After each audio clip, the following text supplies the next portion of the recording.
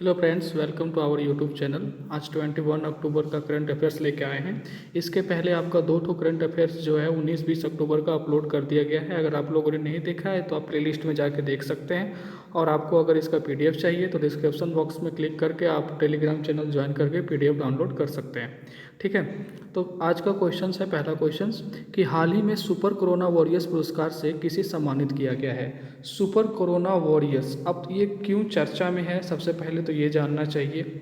ठीक है, मैं आपको बहुत सारा फैक्ट कराऊंगा इस क्वेश्चंस में। ठीक है, तो आप प्लीज़ ध्यान से देखेंगे और अगर मन करे तो नोट डाउन कर लेंगे। ठीक है, तो आप ध्यान देंगे। देखिए, क्यों चर्चा में है कोरोना, सुपर कोरोना वॉरियर्स। ये चर्चा में इसलिए है क्योंकि इंडिया अभी हाल ही में, ध्यान से सुनेंगे सारा फैक्ट, इंडिया अभी हाल ही में 100 करोड़ वैक्सीनेशन करने वाला देश, वर्ल्ड का पहला कंट्री बन चुका है। पहला कंट्री इंडिया, 100 करोड़ वैक्सीनेशन, जिसमें से 30 करोड़ आपका ऑलमोस्ट कंप्लीट हो चुका है, फर्स्ट एंड सेकंड डोज, और 70 करोड़ आपका सिंगल डोज लगा हुआ है। ठीक है, ऐसा करने वाला वर्ल्ड का पहला कंट्री है। इसी के लिए सुपर कोरोना वॉरियर्स पुरस्कार से किसे सम्मानित किया गया हाल ही में, BS येदियुरप्पा। ये BS येदियुरप्पा है कौन? ये BS येदियुरप्पा आपका है, ये कर्नाटका के पूर्व CM है। कर्नाटका के पूर्व CM, पहले CM, ये पहले CM थे कर्नाटका के पूर्व CM। ठीक है, और ये बीजेपी के नेता हैं BS येदियुरप्पा। और ये कोरोना के दौरान फर्स्ट वेव और सेकंड वेव में बेंगलुरु को संभालने में इनका बहुत अच्छा योगदान था। और इन्होंने सिचुएशन बिगड़ने नहीं दिया था इतने मतलब भयावह स्थिति के समय। इसी कारण इसे सुपर कोरोना वॉरियर्स पुरस्कार से दिया गया है। ठीक है, अब बात उठती है कि कर्नाटका का अभी हाल में CM कौन है। जब ये नहीं है तो अभी कर्नाटका का जो करंट CM है वो है बसवराज बोम्मई। थोड़ा सा ध्यान से सुनेंगे और लिखेंगे, मुझे लिखने में दिक्कत होती है स्क्रीन पे, तो प्लीज़ थोड़ा ध्यान से सुनिएगा। बसवराज बोम्मई, अगर नहीं लिखते हैं सुन लेते हैं वो भी बहुत है। बसवराज बोम्मई, ये है आपका बसवराज बोम्मई, वहाँ के CM है। और गवर्नर कौन है? थावर चंद गहलोत। गवर्नर कौन है आपका? थावर चंद गहलोत, नाम सुने होंगे आप, थावर चंद गहलोत, ये वहाँ के गवर्नर हैं अभी। ठीक है, तो इतना फैक्ट इसके याद रखेंगे। क्वेश्चन नंबर 2 बहुत ही इंपॉर्टेंट क्वेश्चन है। कोई भी क्वेश्चंस अगर इंडिया में महिला से रिलेटेड हो, लेडीज से रिलेटेड हो, तो वो अति महत्वपूर्ण होते हैं आगामी परीक्षाओं के लिए। ठीक है, तो हाल ही में किस भारतीय तलवारबाज ने चार्लीविल राष्ट्रीय अवार्ड प्रतियोगिता जीती है? तो ये जीती है आपकी भवानी देवी। अब ये भवानी देवी हैं कौन? ये भवानी देवी तलवारबाज आपको पता है, और ये कहाँ की रहने वाली है? चेन्नई। कहाँ की रहने वाली है? चेन्नई। ठीक है, ये चेन्नई की रहने वाली है। और ये पहली महिला है भारत की तरफ से जो किसी ओलंपिक में तलवारबाज के लिए क्वालिफाई की थी। और कब क्वालिफाई की थी? 2020 में टोक्यो ओलंपिक, जो समर टोक्यो ओलंपिक हुआ था, उसमें ये क्वालिफाई करने वाली, जापान में जो हुआ था, पहली महिला है। ठीक है, तो बहुत महत्वपूर्ण है इस तरीके से। और इनको जो तलवारबाजी में कहाँ से सपोर्ट मिला है, कोई कोई मतलब संस्था होगी, NGO होगी, तो उस संस्था का नाम है जहाँ से इनके सपोर्ट दिया गया है, उस संस्था का नाम है गो स्पोर्ट्स। क्या नाम है? गो स्पोर्ट्स, यहाँ लिख रहा हूँ, गो स्पोर्ट्स। मैं कोशिश करूँगा ना कि अगली बार से सारा फैक्ट इसमें रिटेन में दे दूँ आपको। ठीक है, क्या नाम है? गो स्पोर्ट्स। ठीक है, गो स्पोर्ट्स। ये संस्था इनको हमेशा तलवारबाज जब सीख रही थी ये, तो यहीं से इनको ट्रेनिंग मिला है, सब कुछ यहीं से मिला है। ठीक है, और इनके जो कर्ता धर्ता हैं गोवा स्पोर्ट्स के, ये है राहुल द्रविड़।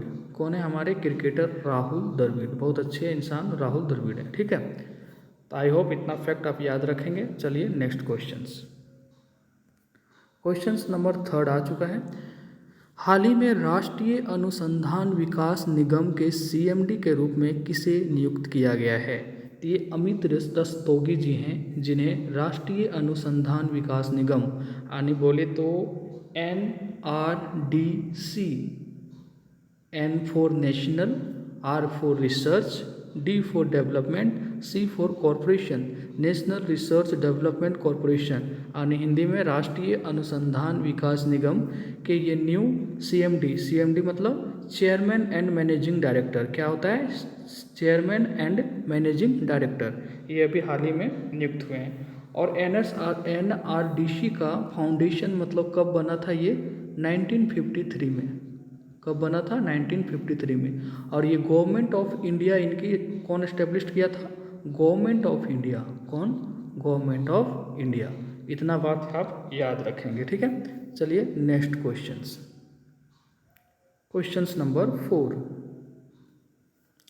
हाल ही में 1 ट्रिलियन अपने आप में बहुत बड़ी रकम होती है रुपया के बाजार पूंजीकरण को पार करने वाला नौवीं पीएसयू क्या होता है, पब्लिक सेक्टर यूनिट, कौन बन गई है। मतलब 1 ट्रिलियन पार करने वाली, जिसकी मतलब लेन देन मतलब जिसको पैसा बोल सकते हैं रुपया 1 ट्रिलियन पार कर गई है, वो है नौवीं आपकी कौन सी पीएसयू है, IRCTC।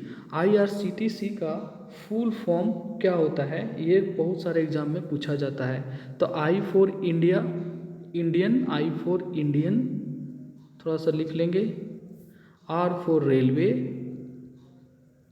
ठीक है, R फॉर रेलवे, और C से क्या होता है, कैटरिंग, जहाँ हम खाना पीना खाते पीते हैं उसको बोलते हैं कैटरिंग, एंड टूरिज्म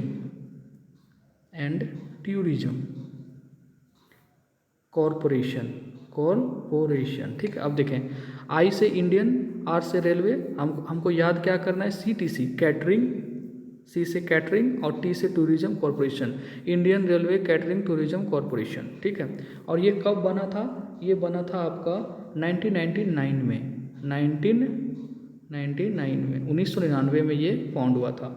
और इनकी अभी हाल में कौन है यहाँ की CMD, chairman and managing director कौन है IRCTC के, ये हैं श्रीमती रजनी हसीजा।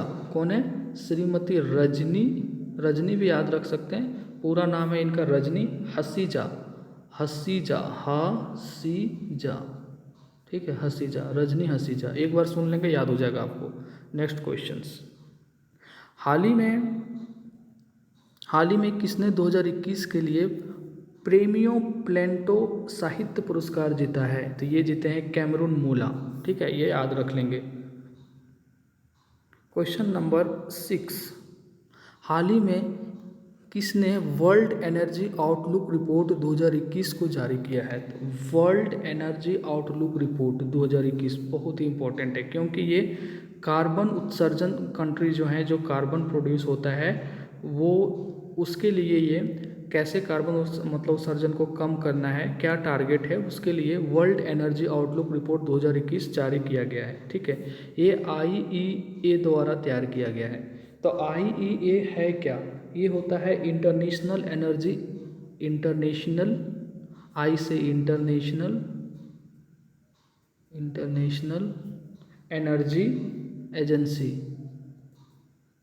ठीक है, अंतर्राष्ट्रीय ऊर्जा संगठन ऐसे याद रख सकते हैं, इंटरनेशनल एनर्जी A से एजेंसी, ठीक है, एजेंसी, ठीक है, समझ गए आप, लिख लीजिएगा एजेंसी।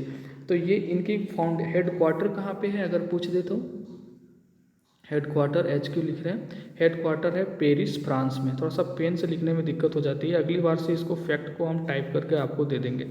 पेरिस फ्रांस, अगला सेट से यही होगा, ठीक है। पेरिस फ्रांस में इसका क्या है, हेडक्वार्टर है। और ये फाउंड कब हुआ था, 1974 में। ये 1974 में बना था, ठीक है, 1974 में।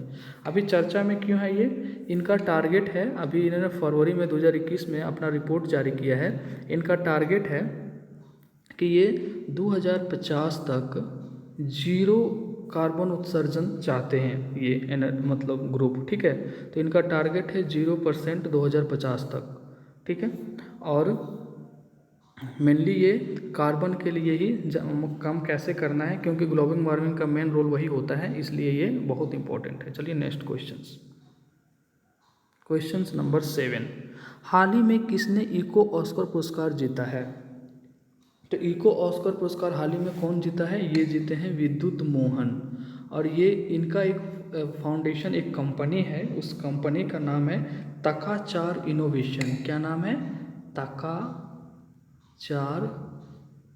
इनोवेशन, तकाचार इनोवेशन इनका मतलब ये फाउंड उसके मतलब ये मतलब क्या बोलते हैं ग्रुप है, तकाचार इनोवेशन एनजीओ है, उसके फाउंडर और सीईओ हैं विद्युत मोहन। इनको मिला है ये आपका इको ऑस्कर पुरस्कार। इसको क्यों और किस लिए मिला है? क्योंकि आपको पता है दिल्ली बेस्ड में जो हरियाणा है आपका, पंजाब है, दिल्ली बेस्ड में उधर पराली जो मतलब मतलब क्या बोलते हैं जो आपका फसल काटने के बाद जो पराली जलाया जाता है जिससे धुएं बहुत निकलता था, उसको इन्होंने उसको रिड्यूस करने का एक तरीका बताया है और उससे कैसे एनर्जी निकालना है, कैसे बनाना है, कम कैसे मतलब पॉल्यूशन होगा, उसके लिए इनको विद्युत मोहन जी को ये इको ऑस्कर अवार्ड दिया गया है। ठीक है, इसी को हम बोलते हैं अर्थ शॉट प्राइज।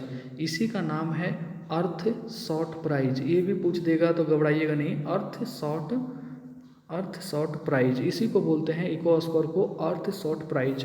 और ये किनके द्वारा दिया जाएगा? ये प्रिंस विलियम्स जो लंदन में है, लंदन के जो प्रिंस हैं प्रिंस विलियम्स द्वारा दिया जाएगा। और ये पहला एडिशन है, ये इसी साल से शुरू हुआ है और ये 2030 तक दिया जाएगा। कब तक? अभी 2030 तक देने का प्रावधान है, आगे बढ़ाएगा क्या करेगा पता नहीं।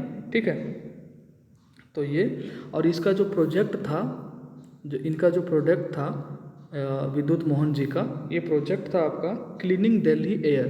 क्या था इनका प्रोजेक्ट का नाम? क्लीनिंग, जिनके लिए इनको मिला है क्लीनिंग दिल्ली एयर। ठीक है, तो इतना याद रखेंगे कि इनका जो तकाचार इनोवेशन के ये सीईओ एंड फाउंडर हैं विद्युत मोहन जी। क्लीनिंग दिल्ली एयर के लिए इनका प्रोजेक्ट था और ये प्रिंस विलियम इनको पहला एडिशन देंगे। और ऐसे 5 लोग हैं, 5 ग्रुप हैं जिनको मिलेगा। ठीक है, और इको ऑस्कर अवार्ड को ही हम बोलते हैं क्या? ऑस्कर मतलब अर्थ शॉट बोलते हैं, अर्थ शॉट अवार्ड बोलते हैं इको ऑस्कर को। ठीक है, तो इतना आप याद रखेंगे। और ये 2030 तक अभी देने का प्रावधान है और इसी साल से स्टार्ट हुआ है। चलिए नेक्स्ट क्वेश्चंस। हाल ही में कौन सा जिला 100% टीकाकरण दोनों डोज करने वाला देश का पहला जिला बन गया है? दोनों डोज देने वाला ये किन्नौर बन गया है। और ये किन्नौर है कहाँ? HP हिमाचल प्रदेश। कहाँ है? हिमाचल प्रदेश में। ठीक है, तो याद रखेंगे। क्वेश्चन नंबर 9, हाल ही में भास्कर बड़ा कैलेंडर को किस राज्य के आधिकारिक कैलेंडर में जोड़ा जाएगा? तो ये जोड़ा जाएगा आप आधिकारिक कैलेंडर में जोड़ा जाएगा असम। वहाँ का एक कैलेंडर है भास्कर बड़ा कैलेंडर को किस राज्य के आधिकारिक कैलेंडर में जोड़ा जाएगा? तो ये है असम। तो असम के अभी कौन है सीएम है हिमंता बिस्वा शर्मा। कौन है? हिमंता बिस्वा शर्मा।